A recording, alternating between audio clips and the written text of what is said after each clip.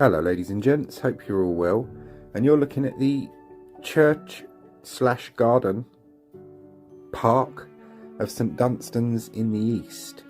Another one of London's semi-lost churches. It no longer functions really as a church, but it is still a beautiful place to go and visit.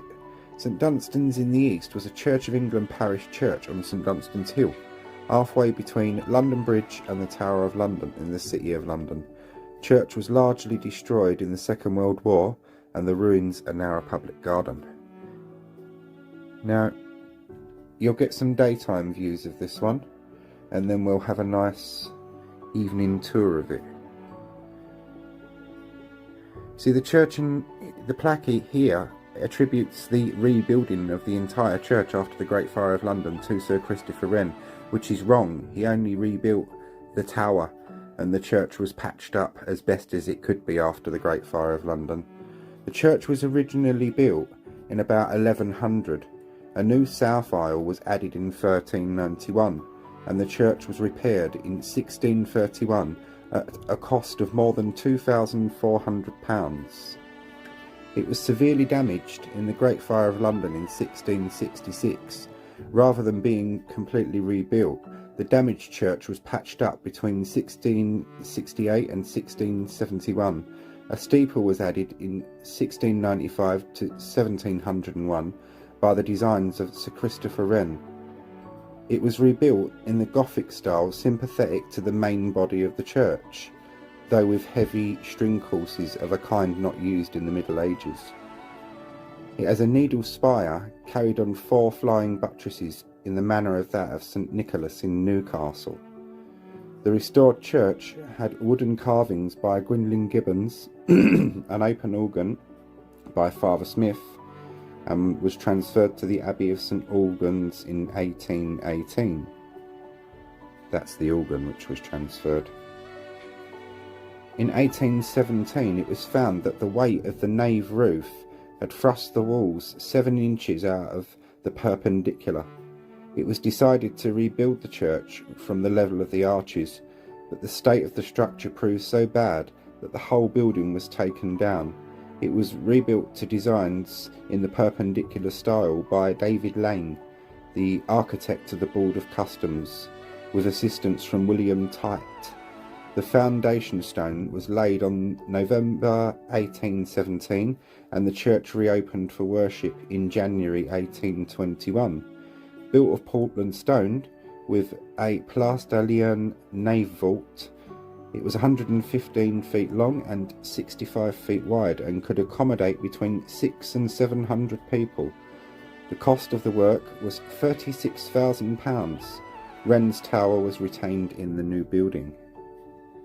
The church was severely damaged in the Blitz of 1941.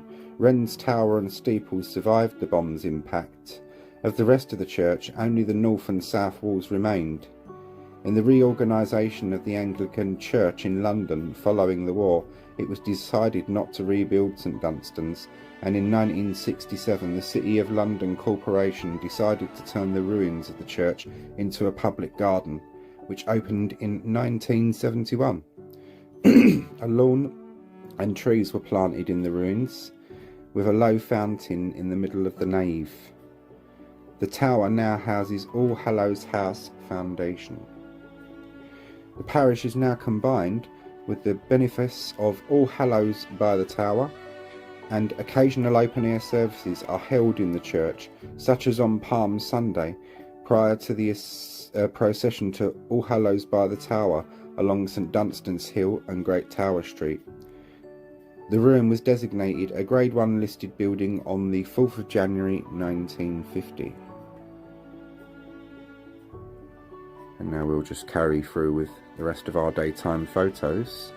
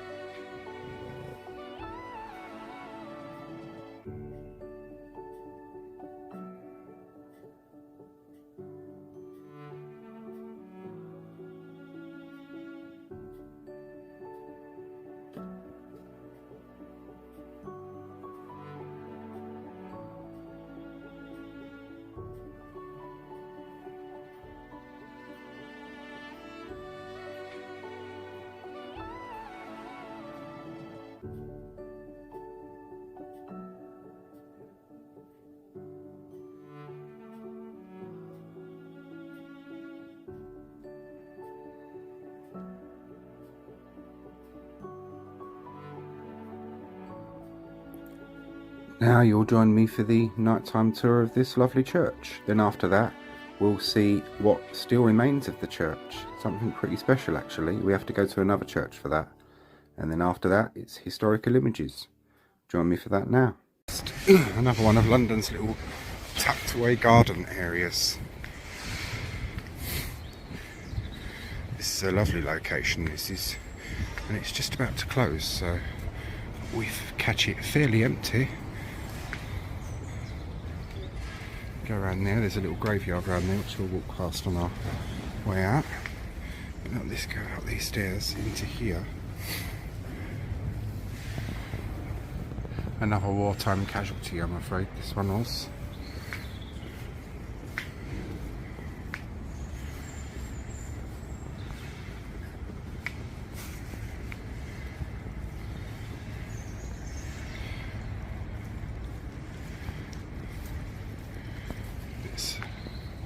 Sundial memorial up there. The text of that spirals round in a spiral. If you start reading it in 1466, the school attached to the church, and go round in a spiral, which is not easy while you're filming, so I'll let you pause and do that one yourself if you wish. And here you've got a water fountain, which is nice.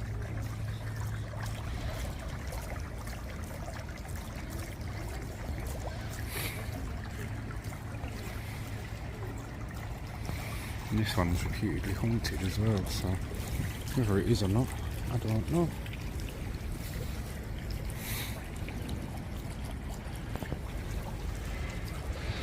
I've been wondering as well about this one. Does it still have a crypt? Did they get rid of the crypt? Did they fill it in? Did they cover it over? If it has a crypt, it's either going to be in that stone. It's like a stone room there they use for all their utility stuff now. It's either going to be in there, the entrance, or it's going to be in the bell tower.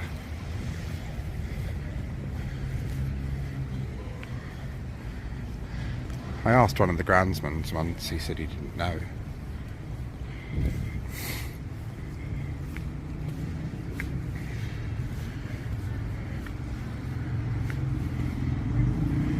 Takes you around this way. Fall down the stairs. That brings you out to this little garden area, which was of course once its churchyard.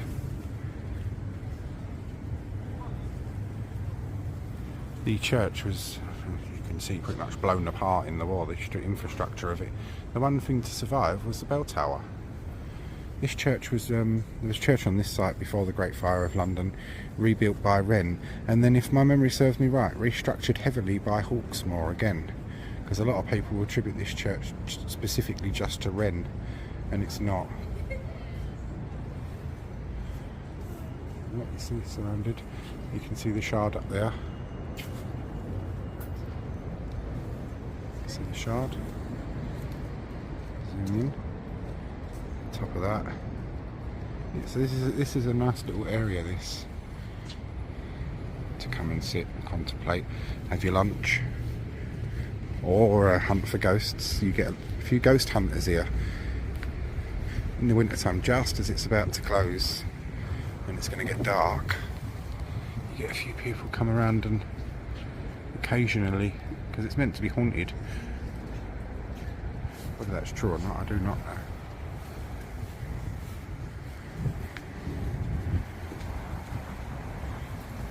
Up these stairs here.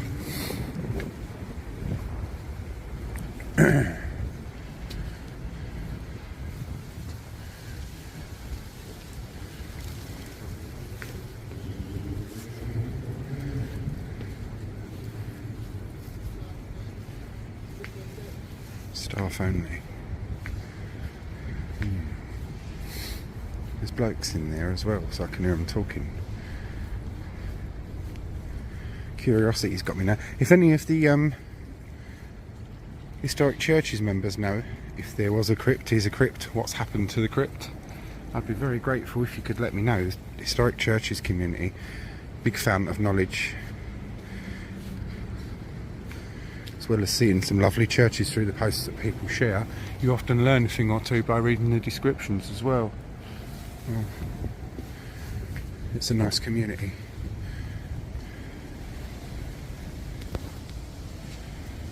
When we come out this part, it does have a little mini churchyard.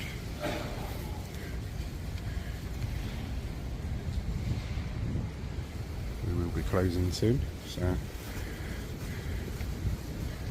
I'll sweep you around this way.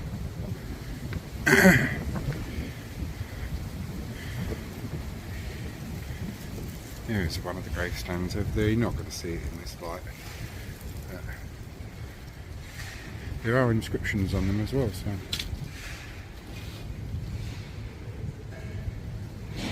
No, I can't make that out in this light. Does my torch make any difference? No, it makes it worse. Well, come and check yourselves. I've covered this in the daylight anyway. If you go on my YouTube and type it in, you'll find it. But it's very atmospheric of a night time. Very atmospheric. Not in an unpleasant way either. Some people, this spooks the shit in life out of them, but that kind of thing doesn't bother me. I find it interesting. My nan used to say to me, oh, it's not the dead you need to be afraid of, boy, it's the living. They're the bastards that can do you the real harm. Yes, grandmama, I quite agree. And we'll go around this way and out, and then I can show you its bell tower properly from the street.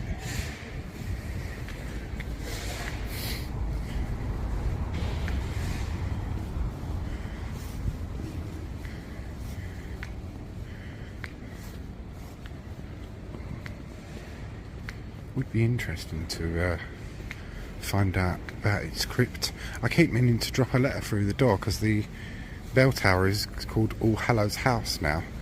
And drop a letter through asking if I could see the inside of the bell tower, which I will do. Drop the letter through.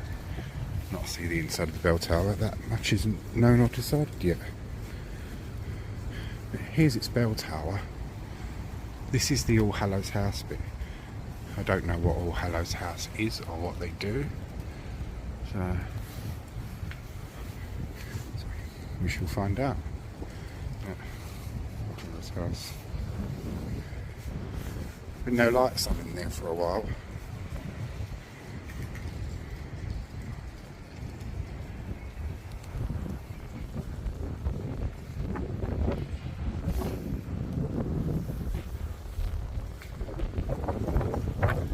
Idle Lane. So called because it slowly idles its way around. That's what someone told me.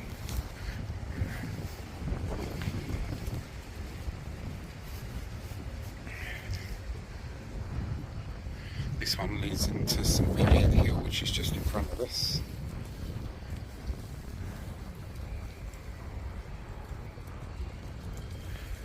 Quite a lot of the churches were lost in the Great Fire, and a lot of them weren't rebuilt then.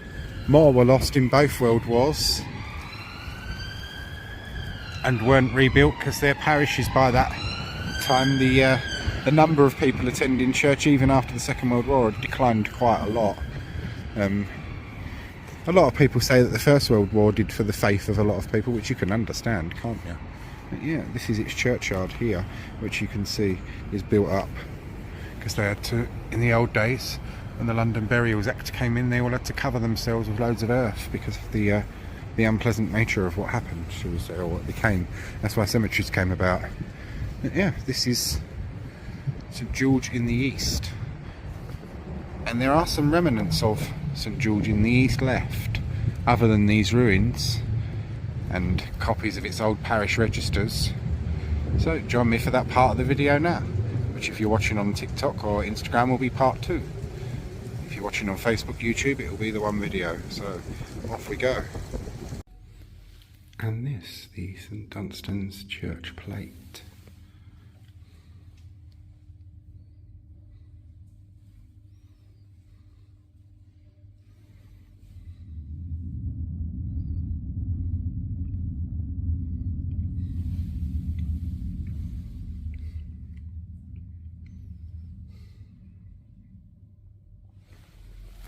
St Dunstan's church plate. All Hallows also houses the plate from St Dunstan's in the east, once a neighbouring parish, now joined of All Hallows, located on St Dunstan's Hill, EC3. The original church was built in the 12th century, with a later tower and steeple by Sir Christopher Wren. St Dunstan's was also severely damaged during World War II, and it was decided not to rebuild.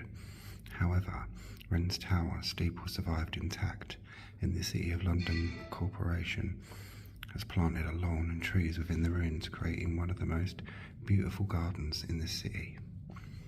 This collection of plate, dating back to 1628, includes some beautiful and substantial items. These pieces include the arms dishes, flagons, chalices and patens, as well as a fine Hanoverian strainer spoon dated 1717, used formerly in the distribution of the Holy Communion.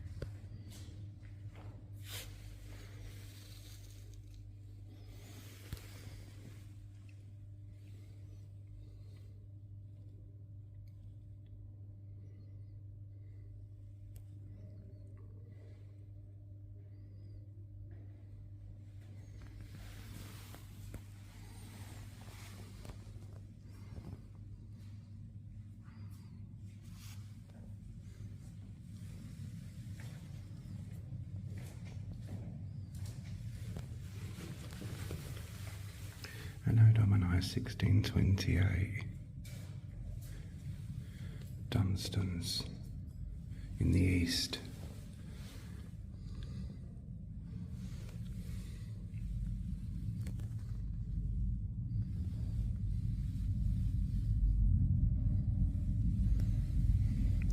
Anno Domini 1628. St Dunstan's in the east.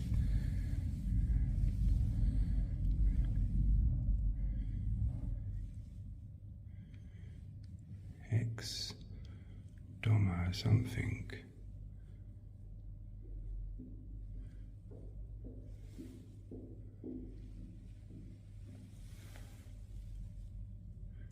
Gilbert Keat.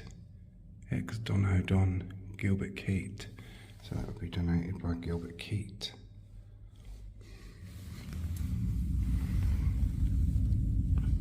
Anno Domini 1628. St Dunstan's in the east. This flagon.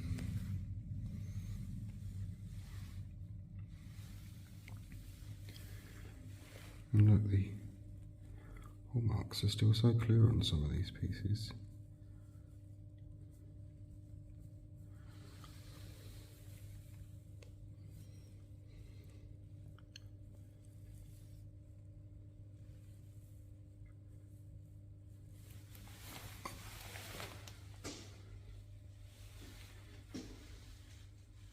So the ruins remain, the church plate, and of course with the historical images of the old church itself, so join me for that now. Now for our historical images, we begin in the 18th century. This is early to mid 18th century, looking right at the church, St Dunstan's in the east. You can see the carts going by, and a man in his hose and breeches and with a tricorn hat on. This is early 19th century, this image, and gives a different aspect of the church. 19th century again, this one, early to mid.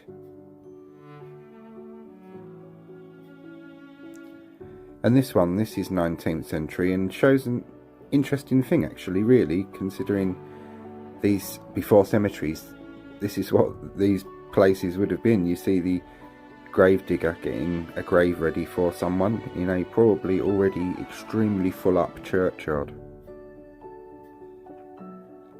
I like this one. This is late 19th century, and the Victorians really got into their aerial photography and were bloody good at it too. So this is its spire, but an aerial photograph. From where it was taken I do not know. It would have been fairly high up.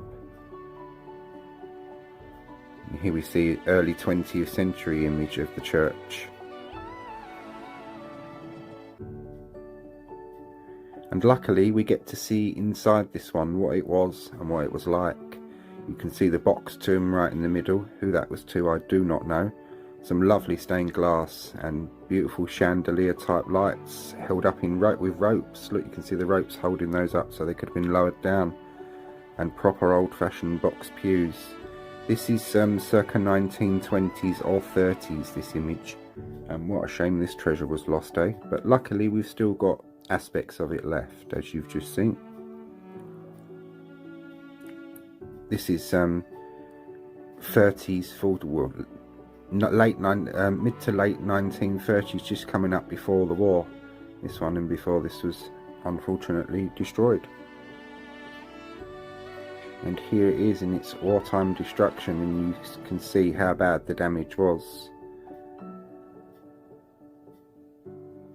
Another wartime one with its bells brought down by the explosion, and one of them, the middle one, with a great crack down the middle of it.